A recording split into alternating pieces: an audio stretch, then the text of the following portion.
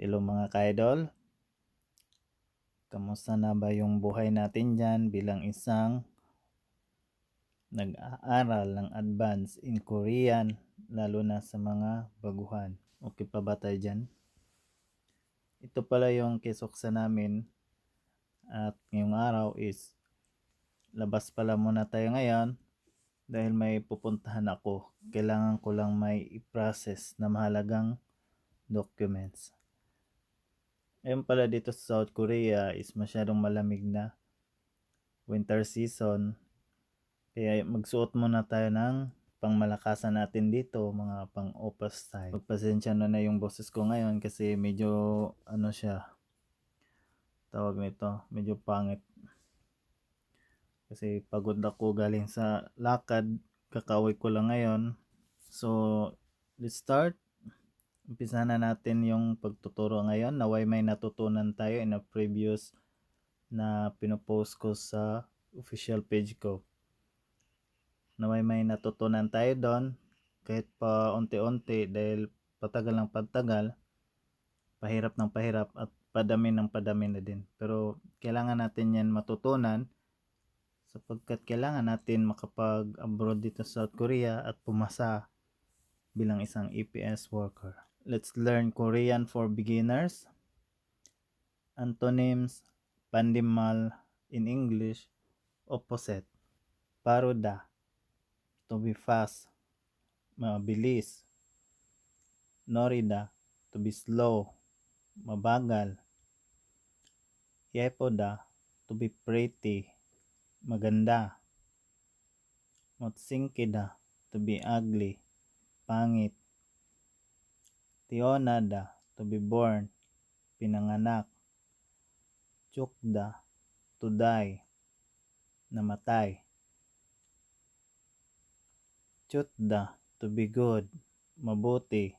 Napuda, to be bad. Nashinhada, to be thin, payat. Tongtonghada, to be fat, mataba. Himbokhada, to be happy, masaya. Solpoda, to be sad, malungkot.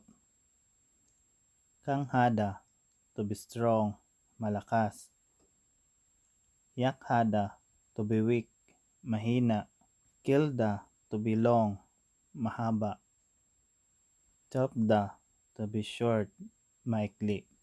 So lahat ng mga vocabulary dito mga ka-idol is nagagamit talaga to sa exam at paunti-unti nyo na lang tong i-familiarize to memorize again. At pagpasensya nyo na, di ko na talaga nilagyan ng romanization dahil nga baka masanay kayo doon dahil sa exam wala talaga siyang romanization, lahat nakahanggok. Kaya igihin lang natin na matutunan yung Korean alphabet, basic writing and reading doon sa consonants at vowel. So ngayong araw pala is umalis tayo, pumunta ng Libor dahil nga yung kailangan kong i-process na documents, kaya medyo pagod tayo ngayon mga ka-idol at masyado pang malamig sa labas, lalo na pag nahangin para kang sinampal ng 10 beses sa sobrang lamig. Grabe talaga. At kung may mga katanungan kayo mga ka-idol, just comment down below sa video na ito at itatry nating sagutin sa kaya ko lang may sagot. So good luck sa pag-aaral, naway hindi tayo mawala ng pag-asa dahil tayo ang pag-asa ng bayan. Kaya mga ka-idol, ingat at enjoy watching na lang sa video para hindi rin kayo masyadong naboboard sa pag-aaral natin dahil minsan nakakapagod talaga mag-aaral. At inaamin ko din yon. Kaya pahinga muna tayo mga ka-idol.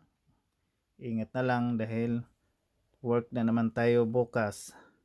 Huwag lang tayong mawala ng pag-asa lagi mga ka-idol at darating din ang araw na maging EPS worker din tayo. At may experience nyo din kung ano yung nakikita nyo sa video. Kaya good luck na lang dahil kailangan na natin magpahinga, matulog ng maaga dahil bukas trabaho naman ulit. Ganun lang yung buhay. Ganito lang yung buhay bilang isang OFW sa South Korea. Ingat ka idol. Bye!